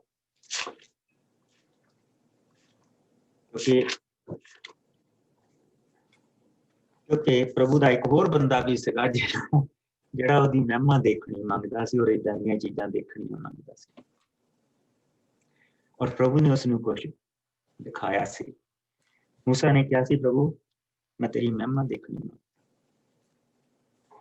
34ਵਾਂ ਪਾਪ ਉਸਦੀ ਇਹ ਹੈ 128 ਪੰਨਾ ਕੂਚ ਦਾ, ਚੈਪਟਰ 34। ਮੈਂ ਪੜੂੰਗਾ, ਇਸਨੂੰ ਬੜੇ ਧਿਆਨ ਦੇ ਨਾਲ ਦੇਖਿਓ, ਕਿਉਂਕਿ ਇੱਥੋਂ ਸਾਨੂੰ ਆਪਣੇ ਪ੍ਰਭੂ ਦੀ, ਆਪਣੇ ਬਾਪ ਦੀ ਨੇਚਰ ਦਿਖਾਈ ਦਿੰਦੀ। ਉਹ ਕਿੱਦਾਂ ਦਾ ਆ ਇਹ ਦਿਖਾਈ ਦਿੰਦਾ। ਕਹਿੰਦਾ, ਤਦ ਮੂਸਾ ਨੇ ਪ੍ਰਭੂ ਨੂੰ ਕਿਹਾ, ਪ੍ਰਭੂ ਨੇ ਮੂਸਾ ਨੂੰ ਕਿਹਾ, ਤੂੰ ਹੁਣ ਫਿਰ ਪਹਿਲੇ ਵਰਗੀਆਂ ਦੋ ਪੱਥਰ ਦੀਆਂ ਦੋ ਪੁੱਟੀਆਂ ਕੱਟ ਕੇ ਤਿਆਰ ਕਰ ਜੋ ਤੂੰ ਤੋੜ ਦਿੱਤੀਆਂ। ਮੈਂ ਉਹਨਾਂ ਉੱਤੇ ਪਹਿਲੇ ਵਾਲੀਆਂ ਗੱਲਾਂ ਫਿਰ ਲਿਖਾਂਗਾ। ਤੂੰ ਕੱਲ ਅੰਮ੍ਰਿਤ ਵੇਲੇ ਤਿਆਰ ਹੋ ਕੇ ਮੇਰੇ ਕੋਲ ਸੀਨੇ ਪਹਾੜ ਦੀ ਚੋਟੀ ਤੇ ਫਿਰ ਆ ਜਾ। ਧਿਆਨ ਰੱਖਣਾ, ਤੇਰੇ ਨਾਲ ਕੋਈ ਦੂਜਾ ਮਨੁੱਖ ਪਹਾੜ ਤੇ ਨਾ ਆਵੇ ਅਤੇ ਨਾ ਹੀ ਕੋਈ ਇਸਦੇ ਲਾਗੇ ਦਿਖਾਈ ਦੇਵੇ, ਇੱਥੋਂ ਤੱਕ ਕਿ ਕੋਈ ਪਸ਼ੂ ਪਹਾੜ ਦੇ ਹੇਠਾਂ ਤੱਕ ਨਾ ਚੁਗੇ ਨਾ। ਸੋ ਮੂਸਾ ਨੇ ਪਹਿਲੇ ਵਰਗੀਆਂ ਹੀ ਪੱਥਰ ਦੀਆਂ ਦੋ ਪੱਟੀਆਂ ਕੱਟ ਕੇ ਬਣਾਈਆਂ ਅਤੇ ਪ੍ਰਭੂ ਦੀ ਆਗਿਆ ਅਨੁਸਾਰ ਉਹਨਾਂ ਨੂੰ ਲੈ ਕੇ ਪਹਾੜ ਤੇ ਚੜ ਗਿਆ। ਤਦ ਪ੍ਰਭੂ ਨੇ ਬੱਦਲ ਦੇ ਵਿੱਚ ਆ ਕੇ ਮੂਸਾ ਦੇ ਕੋਲ ਖਲੋ ਗਿਆ ਅਤੇ ਉਸਨੇ ਆਪਣਾ ਨਾਮ ਪ੍ਰਭੂ ਕਰਕੇ ਲਿਆ। ਫਿਰ ਪ੍ਰਭੂ ਉਸ ਦੇ ਅੱਗਿਓਂ ਦੀ ਇਹ ਕਹਿੰਦਾ ਹੋਇਆ ਲੰਘਿਆ, ਮੈਂ ਪ੍ਰਭੂ ਹਾਂ ਜੋ ਦਿਆਲੂ, ਕਿਰਪਾਲੂ, ਗੁੱਸਾ ਕਰਨ ਦੇ ਵਿੱਚ ਮੱਠਾ, ਧੀਰਜ ਰੱਖਣ ਵਾਲਾ, ਪਿਆਰ ਅਤੇ ਸੱਚਾਈ ਦੇ ਨਾਲ ਅਤ ਭਰਪੂਰ ਪਰਮੇਸ਼ਵਰ, ਜੋ ਹਜ਼ਾਰਾਂ ਤੇ ਦਇਆ ਕਰਦਾ ਔਰ ਉਹਨਾਂ ਦੇ ਅਪਰਾਧਾਂ ਨੂੰ ਮਾਫ ਕਰਦਾ। ਪਰ ਮਾਪਿਆਂ ਦੇ ਪਰਦਾਦਿਆਂ ਦੇ ਪਾਪਾਂ ਦਾ ਬਦਲਾ ਬੱਚਿਆਂ ਕੋਲੋਂ ਬਦਲਾ ਲੈਣ ਵਾਲਾ। ਮੂਸਾ ਨੇ ਤੁਰੰਤ ਧਰਤੀ ਤੇ ਮੂੰਹ ਭਾਰ ਹੋ ਕੇ ਪ੍ਰਭੂ ਨੂੰ ਮੱਥਾ ਟੇਕਿਆ ਤੇ ਕਿਹਾ, ਪ੍ਰਭੂ ਜੇਕਰ ਸੱਚਮੁੱਚ ਮੇਰੇ ਤੇ ਤੇਰੀ ਕਿਰਪਾ ਦ੍ਰਿਸ਼ਟੀ ਹੈ ਤਾਂ ਸਾਡੇ ਨਾਲ ਸਾਡੇ ਸੰਗ ਜਾ। ਇਹ ਮੇਰੀ ਤੇਰੇ ਅੱਗੇ ਬੇਨਤੀ ਹੈ। ਬੇਸ਼ੱਕ ਅਸੀਂ ਹਠੀ ਲੋਕ ਹਾਂ, ਇਹਦੇ ਵਿੱਚ ਕੋਈ ਸ਼ੱਕ ਨਹੀਂ, ਅਸੀਂ ਹਠੀ ਲੋਕ, ਬੇਸ਼ੱਕ ਅਸੀਂ ਹਠੀ ਲੋਕ ਹਾਂ, ਪਰ ਤੂੰ ਸਾਡੇ ਅਪਰਾਧ ਮਾਫ ਕਰ ਅਤੇ ਸਾਨੂੰ ਆਪਣਾ ਵਿਰਸਾ ਹੁੰਦਾ ਸੰਤਾਨ, ਸਾਨੂੰ ਆਪਣਾ ਵਿਰਸਾ। ਔਰ ਇੱਥੇ ਜਿਸ ਲਈ ਅਸੀਂ ਦੇਖਦੇ ਪਏ ਹਾਂ, ਜਿਸ ਲਈ ਅਸੀਂ ਵਾਪਸ ਆਉਂਦੇ ਹਾਂ, ਤੇ ਪ੍ਰਭੂ ਨੇ ਉਸਨੂੰ ਇਹੋ ਹੀ ਦਿਖਾਇਆ। ਅੰਗ ਮੰਗਦਾ ਉਹ ਵੀ ਨਹੀਂ ਤੈਨੂੰ ਮਿਲਣੀ, ਭੁਚਾਲ ਮੰਗਦਾ ਉਹ ਵੀ ਨਹੀਂ ਤੈਨੂੰ ਮਿਲਣੀ, ਨੇਰੀਆਂ ਮੰਗਦਾ ਉਹਨਾਂ ਦੇ ਲਈ ਉਹ ਵੀ ਨਹੀਂ ਤੈਨੂੰ ਮਿਲਣੀ। ਉਹਨਾਂ ਨੂੰ ਉਹੀ ਮਿਲੂ ਜੋ ਤੈਨੂੰ ਮਿਲੂ, ਜੋ ਤੈਨੂੰ ਮਿਲੂ। ਤਦ ਇੱਕ ਨਿੰਮੀ ਜਿਹੀ ਆਵਾਜ਼ ਆਈ। ਜਦੋਂ ਏਲੀਆ ਨੇ ਇਹ ਆਵਾਜ਼ ਸੁਣੀ ਤਾਂ ਉਸਨੇ ਆਪਣਾ ਮੂੰਹ ਕੱਪੜੇ ਦੇ ਨਾਲ ਢੱਕ। ਹੁਣ ਉਸਨੂੰ ਪਤਾ ਸੀ ਕਿ ਹੁਣ ਮੈਂ ਕੌਣ। ਇੱਥੇ ਪਹਿਲਾਂ ਉਸਨੇ ਆਪਣਾ ਮੂੰਹ ਕੱਪੜੇ ਦੇ ਨਾਲ ਨਹੀਂ ਢੱਕਿਆ ਜਿਸ ਲਈ ਪ੍ਰਭੂ ਨਾਲ ਗੱਲ ਕਰਦਾ, ਲੇਕਿਨ ਇਸ ਤੋਂ ਬਾਅਦ ਉਸਨੇ ਆਪਣਾ ਮੂੰਹ ਕੱਪੜੇ ਨਾਲ ਢੱਕਿਆ, ਆਪਣਾ ਮੂੰਹ ਕੱਪੜੇ ਦੇ ਨਾਲ ਢੱਕ ਲਿਆ ਅਤੇ ਉਹ ਗੁਫਾ ਦੇ ਬੂਹੇ ਦੇ ਅੱਗੇ ਜਾ ਕੇ ਖੜਾ ਹੋ ਗਿਆ। ਤਦ ਇੱਕ ਆਵਾਜ਼ ਨੇ ਉਸਨੂੰ ਕਿਹਾ, ਏਲੀਆ ਤੂੰ ਇੱਥੇ ਕੀ ਕਰ ਰਿਹਾ? ਮੈਂ ਤੈਨੂੰ ਕੰਮ ਘੱਲਿਆ ਸੀ, ਤੂੰ ਇੱਥੇ ਕੀ ਕਰਦਾ ਪਿਆ? ਏਲੀਆ ਨੇ ਉੱਤਰ ਦਿੱਤਾ, ਹੇ ਸਰਵਸ਼ਕਤੀਮਾਨ ਪ੍ਰਭੂ ਪਰਮੇਸ਼ਵਰ, ਮੈਂ ਹਮੇਸ਼ਾ ਤੇਰੇ ਪਿੱਛੇ ਚੱਲਿਆ ਹਾਂ, ਪਰ ਇਜ਼ਰਾਈਲੀ ਲੋਕਾਂ ਨੇ ਤੇਰੇ ਨੇਮ ਨੂੰ ਤੋੜਿਆ ਹੈ, ਤੇਰੀਆਂ ਵੇਦੀਆਂ ਢਾ ਦਿੱਤੀਆਂ ਹਨ, ਕੇਵਲ ਮੈਂ ਇਕੱਲਾ ਬਚਿਆ ਹਾਂ ਅਤੇ ਉਹਨਾਂ ਨੇ ਮੈਨੂੰ ਵੀ ਮਾਰਨ ਦੀ ਕੋਸ਼ਿਸ਼ ਕੀਤੀ। ਉਹੀ ਪੁਰਾਣਾ ਰਾਗ। ਪ੍ਰਭੂ ਨੇ ਇਸ ਰਾਗ ਦੇ ਬਾਰੇ ਤਾਂ ਕੁਛ ਨਹੀਂ ਉਸਨੂੰ ਕਿਹਾ, ਲੇਕਿਨ ਉਸਨੂੰ ਇੱਕ ਸੇਧ ਦੇ ਦਿੱਤੀ ਕਦੋਂ ਕਰਨਾ।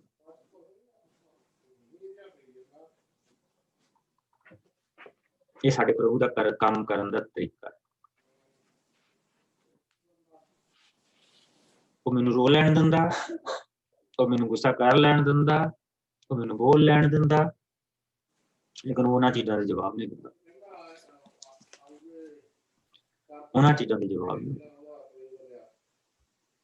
ਮੈਨੂੰ ਸੇਧ ਦਿੰਦਾ ਕਿ ਤੂੰ ਕੀ ਕਰਨਾ। ਉਹ ਸਾਨੂੰ ਸੇਧ ਦੇ ਕੇ ਦੱਸਦਾ ਕਿ ਤੂੰ ਇੱਧਰ ਨੂੰ ਚੱਲ। ਇਸ ਕਰਕੇ ਪ੍ਰਭੂ ਕਹਿੰਦਾ ਪਿਆ, ਦੇਖੋ ਅਸੀਂ ਪ੍ਰਭੂ ਦੇ ਵਚਨ ਦੇ ਵਿੱਚ ਆਉਂਦੇ ਹਾਂ ਕਿ ਪਰ ਪ੍ਰਭੂ ਨੇ ਉਸਨੂੰ ਕਿਹਾ, ਹੁਣ 15 ਤੋਂ 18 ਆਇਤ ਨੂੰ ਧਿਆਨ ਦੇ ਨਾਲ ਮੇਰੇ ਨਾਲ ਦੇਖਿਓ। ਪਰ ਪ੍ਰਭੂ ਨੇ ਉਸਨੂੰ ਕਿਹਾ ਕਿ ਤੂੰ ਵਾਪਸ ਦਮਿਸ਼ਕ ਦੇ ਉਜਾੜ ਵੱਲ ਮੁੜ ਜਾ ਅਤੇ ਉੱਥੇ ਜਾ ਕੇ ਹਜ਼ੇਲ ਦਾ ਅਭਿਸ਼ੇਕ ਆਰਾਮ ਦਾ ਰਾਜਾ ਹੋਣ ਦੇ ਲਈ ਕਰ, ਨਿਮਸੀ ਦਾ ਪੁੱਤਰ ਯੇਹੂ ਦਾ ਅਭਿਸ਼ੇਕ ਇਜ਼ਰਾਈਲ ਦਾ ਰਾਜਾ ਹੋਣ ਦੇ ਲਈ ਕਰ, ਅਤੇ ਅਬੇਲ ਮਾਹਲੋਲ ਦੇ ਨਿਵਾਸੀ ਸ਼ਫਾਟ ਦੇ ਪੁੱਤਰ ਅਲੀਸ਼ਾ ਦਾ ਅਭਿਸ਼ੇਕ ਆਪਣੀ ਥਾਂ ਤੇ ਨਬੀ ਹੋਣ ਦੇ ਲਈ ਕਰ।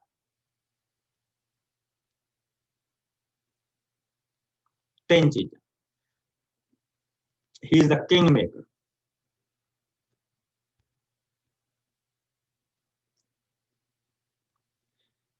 ਜੇ ਉਸ ਕੋਲ ਪ੍ਰਭੂ ਦੇ ਲਈ ਅਣਖ ਸੀ, ਪ੍ਰਭੂ ਕਦੀ ਵੀ ਉਸ ਅਣਖ ਨੂੰ ਪਿੱਛੇ ਨਹੀਂ ਛੁੱਟਦਾ। ਉਹ ਪ੍ਰਭੂ ਦੇ ਕੋਲ ਰੋਇਆ ਧੋਇਆ, ਉਸਨੇ ਸੁਣ ਲਿਆ ਔਰ ਉਸਨੂੰ ਕਿਹਾ ਕਿ ਹੁਣ ਤੂੰ ਵਾਪਸ ਜਾ, ਦਮਿਸ਼ਕ ਦੇ ਵਿੱਚ ਵਾਪਸ ਜਾ। ਉਸਨੂੰ ਸੀਰੀਆ ਘੱਲਿਆ ਉਹਨੇ ਬੇਸਿਕਲੀ। ਦਮਿਸ਼ਕ ਦੇ ਵਿੱਚ ਵਾਪਸ ਜਾ ਔਰ ਉੱਥੇ ਦਮਿਸ਼ਕ ਦੇ ਉਜਾੜ ਦੇ ਵਿੱਚ ਮੁੜ ਜਾ ਅਤੇ ਉੱਥੇ ਜਾ ਕੇ ਹਜ਼ੀਏਲ ਦਾ ਅਭਿਸ਼ੇਕ ਆਰਾਮ ਦਾ ਰਾਜਾ ਹੋਣ ਦੇ ਲਈ ਕਰ। ਇੱਕ ਰਾਜਾ ਨਿਮਸ਼ੀ ਦੇ ਪੁੱਤਰ ਯੇਹੂ ਦਾ ਅਭਿਸ਼ੇਕ ਇਜ਼ਰਾਈਲ ਦਾ ਰਾਜਾ ਹੋਣ ਦੇ ਲਈ ਕਰ। ਦੂਜਾ ਰਾਜਾ ਆਬੇਲ ਮਹਲੋਲ ਨਿਵਾਸੀ ਸ਼ਫਾਟ ਦੇ ਪੁੱਤਰ ਅਲੀਸ਼ਾ ਦਾ ਅਭਿਸ਼ੇਕ ਆਪਣੀ ਥਾਂ ਤੇ ਨਬੀ ਹੋਣ ਦੇ ਲਈ ਕਰ।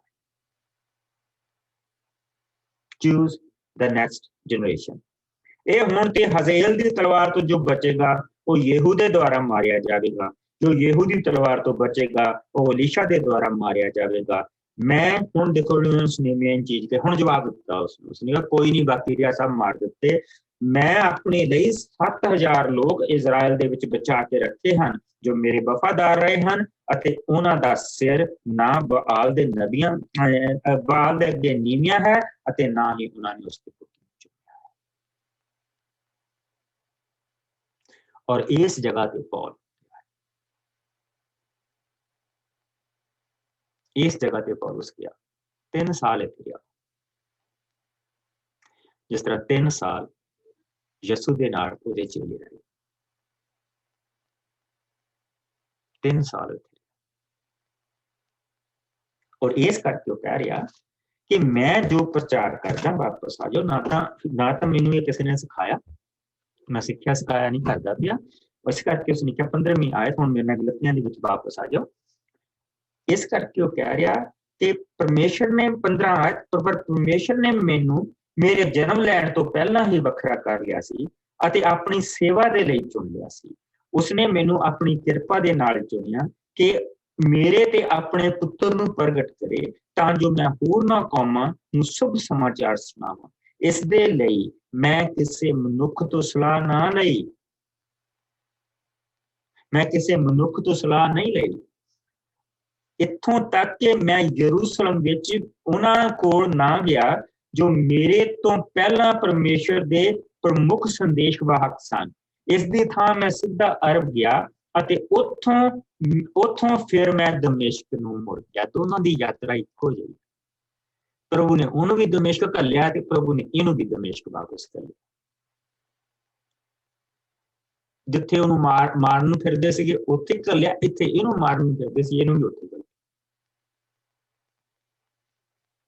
हुण देखो, हाँ ये ठीक है कि 3 सालां दे पिछों मैं जरूर यरूशलेम दे विच कैफा नूं मिलण दे लई गया, बिटवीन पतरस नूं मिलण दे लई गया अते उस दे नाल कोई 15 दिन तक रहा। मैं उत्थे किसे परमेश्वर दे होर प्रमुख संदेशवाहक नूं ना मिलिया सवाई याकूब अर्थात प्रभु दे भरा दे। परमेश्वर गवाह है कि जो कुछ मैं लिखिया है वो सच। सो याकूब जिहड़ा सीगा वो मरियम ते यूसुफ दा पुत्र सी। यसू मसीह मरियम जिहड़ा पैदा होया सी वो पवित्र आत्मा दा पुत्र अखवांदा सी। वो पवित्र आत्मा दे नाल सानू प्राप्त होया। मरियम दा पुत्र अखवांदा सी। जिहड़ा याकूब सी वो मरियम ते यूसुफ दा पुत्र सी। सो इस कॉन्सेप्ट ते आके जिस वेले ये सानू मोस्टली रोमन कैथलिक भरा कहंदे आ वर्जिन मैरी कहंदे आ, दैट इज रॉन्ग। वो कॉन्सेप्ट गलत है क्योंकि मैरी दे होर भी बच्चे सीगे, होर भी उसके बच्चे सी, बेटे सीगे, बेटियां भी सी। सो एनीहाउ जो कुछ मैं लिखिया है ये सच है। इस दे पिछों मैं सूरिया अते किलकिया दे इलाकियां दे विच गया पर यहूदियां दियां मसीही विश्वास संगतां नूं मैं अजे तक व्यक्तिगत तौर ते नहीं मिलिया। उन्होंने केवल यही सुनिया है कि वो आदमी जो साडे ते एक समय अत्याचार करता सी हुण ओ ही उस विश्वास का प्रचार कर रहा है जिसनूं किसी समय उसने खत्म करने की कोशिश की सी। इसलिए उन्होंने मेरे लिए परमेश्वर की वधियाई की। सो जिहड़ियां 2 चर्चा जिन्हां ने उसकी जिहड़ियां उहदी सपोर्ट दे विच खड़ियां कि हाँ ये प्रभु ने एक साडे लई मिराकल कीता। जिहड़ियां ये नहीं देखदियां पईयां कि कि साडे तो कोई चीज खोई चली जानी आ। एक धिर सोचदी पई आ चेलियां दी कि साडे नालों वधिया बोलदा, और दूजी जिहड़ी धिर आ ਉਹ ਉਦਾਂ ਸੜੀ ਪਈ ਆ ਕਿ ਇਹ ਪਹਿਲਾਂ ਵੀ ਜਿਸ ਲਈ ਅਸੀਂ ਉਧਰ ਸੀ ਤਾਂ ਉਹ ਉੱਥੇ ਵੀ ਵੱਡਾ ਸੀ, ਹੁਣ ਇੱਧਰ ਆਇਆ ਤੇ ਹੁਣ ਇੱਧਰ ਵੀ ਇਹਦੀ ਪਹੁੰਚ ਬਹੁਤ ਆ। ਸੋ ਉਸਨੇ ਇਹ ਗੰਦ ਨੂੰ ਸਾਫ਼ ਕੀਤਾ ਪਹਿਲੇ ਚੈਪਟਰ ਦੇ ਵਿੱਚ। ਇਹ ਸਾਰੀਆਂ ਚੀਜ਼ਾਂ ਨੂੰ ਸਾਫ਼ ਕਰਕੇ ਉਸਨੇ ਇਹ ਦਿਖਾਇਆ ਕਿ ਇਹਨਾਂ ਚੀਜ਼ਾਂ ਨੂੰ ਪਿੱਛੇ ਛੱਡ ਦਿਓ, ਇਹਨਾਂ ਦੇ ਵਿੱਚ ਕੁਝ ਨਹੀਂ ਰੱਖਿਆ ਹੈ। ਮੈਂ ਮਨੁੱਖਾਂ ਦੀ ਸਿੱਖਿਆ ਦਿੱਤੀ ਹੋਈ ਨਹੀਂ ਬੋਲਦਾ ਪਿਆ, ਮੈਂ ਚੇਲਿਆਂ ਨੇ ਵੀ ਨਹੀਂ ਮੈਨੂੰ ਸਿਖਾਇਆ, ਮੈਨੂੰ ਪ੍ਰਭੂ ਨੇ ਖੁਦ ਸਿਖਾਇਆ। ਕਿੱਥੇ ਸਿਖਾਇਆ? ਸੀਨਾ ਪਹਾੜ ਦੀ ਉਸ ਗੁਫਾ ਦੇ ਵਿੱਚ ਜਿੱਥੇ 3 ਸਾਲ ਰਿਹਾ।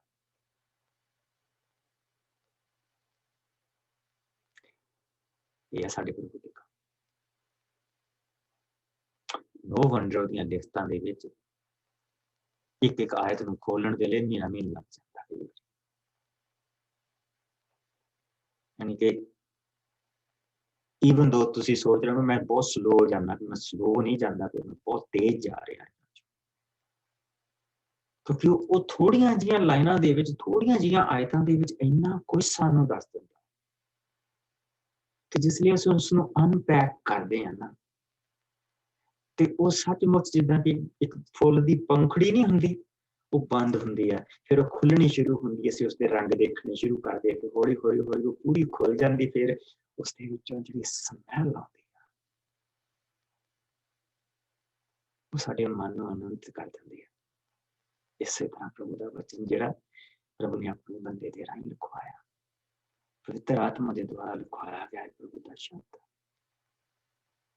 ਜਿਸ ਦੇ ਵਿੱਚ ਸਾਡੀ ਮੁਕਤੀ ਹੈ, ਜਿਸ ਦੇ ਵਿੱਚ ਸਾਡੀ ਸ਼ਕਤੀ ਹੈ, ਜਿਹੜਾ ਸਾਡੇ ਪ੍ਰਭੂ ਦਾ ਦਿੱਤਾ ਹੋਇਆ ਪਿਆਰ ਇਸ ਦੇ ਵਿੱਚ ਛੁਪਿਆ ਹੈ, ਉਸ ਦੀ ਮਹਾਨਤਾ ਛੁਪੀ ਹੋਈ ਹੈ, ਉਸ ਦੀ ਨਮਰਤਾ ਛੁਪੀ ਹੋਈ ਹੈ। ਸਾਡੇ ਪ੍ਰਭੂ ਤੋਂ ਜ਼ਿਆਦਾ ਨਮਰ ਹੋਰ ਕੋਈ ਨਹੀਂ, ਉਸ ਦੀ ਨਮਰਤਾ ਛੁਪੀ। और प्रभु सानू इस दे विच बतावे, इस दे विच बढ़ावे। मेरे अपने दे तुहाडे लई दुआ। Let us pray। प्रभु जी तेरा शुक्र करते हैं असीं अज दे इस दिन दे लई, तू किस किस तरीके दे नाल अपने बंदियां नूं प्रभु जी संभालदा, किस तरह तू उन्हां नूं अपनी शक्ति देना, किस तरह तू जिंदगियां नूं बदलदा, किस तरह तू कातलां नूं सदा दा जीवन देण वाली बना। संत पौल दे वाल असीं प्रभु जी देख के दस सकते हैं सचमुच तेरी माफी धन। अगर तू प्रभु जी इस बंदे नूं माफ करके और इसके राही सानू इन्नियां बरकतां दे सकदा, तो खुदावंद असीं जो बैठे हैं, अगर असीं भी तेरी हजूरी च संत पौल दे वांग जाइए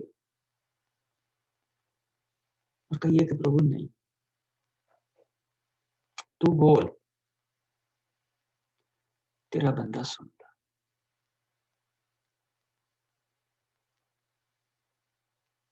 तो प्रभु जी तू की कुछ कर सकता। असीं सब प्रभु जी इस वेले तेरी हजूरी दे विच अपनियां मर्जियां नूं, मजबूरियां नूं, अपनियां ताकतां नूं, कमजोरियां नूं, और प्रभु जी अपनियां चाहतां नूं तेरे चरनां दे विच रख दे।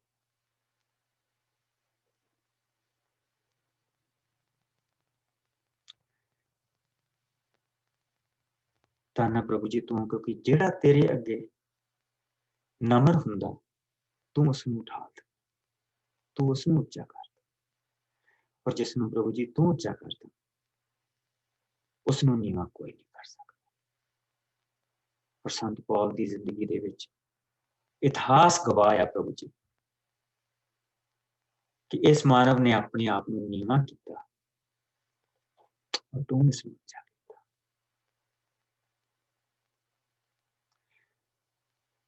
ਕਿੰਨੇ ਵੱਡੇ ਵੱਡੇ ਲੋਕ ਉਸ ਜ਼ਮਾਨੇ ਦੇ ਵਿੱਚ ਹੋਣਗੇ ਪ੍ਰਭੂ ਜੀ। ਉਹ ਆਏ ਤਾਂ ਚਲੇ ਗਏ, ਰਾਜੇ ਆਏ ਤਾਂ ਚਲੇ ਗਏ,